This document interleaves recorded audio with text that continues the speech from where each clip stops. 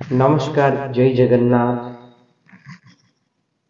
आसंतु आज आमे शुणिबा श्रीमद् भगवद गीता प्रथम अध्यायर श्लोक 9 संपूर्ण सारांश। ओम श्री परमात्मे नमः। अन्ये च बहवः शूरा मदर्थे त्यक्त जीविताः नाना शस्त्र प्रहरणाः सर्वे युद्ध विशारदाः। एमानंक व्यतीत आहुरी मध्य अनेक सुरवीर अछंती जेउमाने मो पाई निज जीवनर आशा मध्य छाड़ी देइछंती एवं सेमाने समस्ते अनेक प्रकार अस्त्र शस्त्र चलाइबारे तथा युद्ध कलारे अत्यंत चतुर।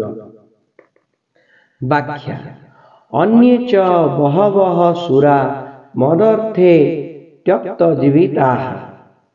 मु एपर्यंत आम सेनार जेउ सुरवीरंक नाम कहिली सेमानंक व्यतीत आम सेनारे बाल्हिक, शल्य, भगदत्त, जयद्रथ प्रभृति बहुत वीर महारथी अछंती।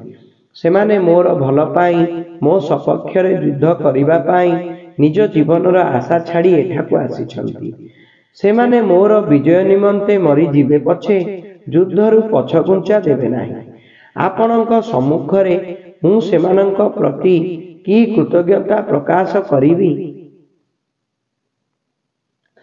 नाना शस्त्र प्रहरणाः सर्वे युद्ध विशारदाः। ए समस्ते हस्त द्वारा चालन करा जाउतुवा खड्ग, गदा, त्रिशूल आदि नाना प्रकार शस्त्र कलारे निपुण एवं निक्षेप करा जाउथिबा शर, तोमर शक्ति आदि अस्त्र कलारे मध्य निपुण। किपरि युद्ध करिबा उचित, केउ प्रकारे, केउ पैतरारे ओ केउ शैली रे युद्ध करिबा उचित, सेना को किपरि सुसज्जित करिबा उचित, ए सबु युद्ध कलारे मध्य एमाने अति पारंगम ओ कुशल। तो यही थिला श्रीमद् भगवद गीता प्रथम अध्यायर श्लोक 9 संपूर्ण सारांश।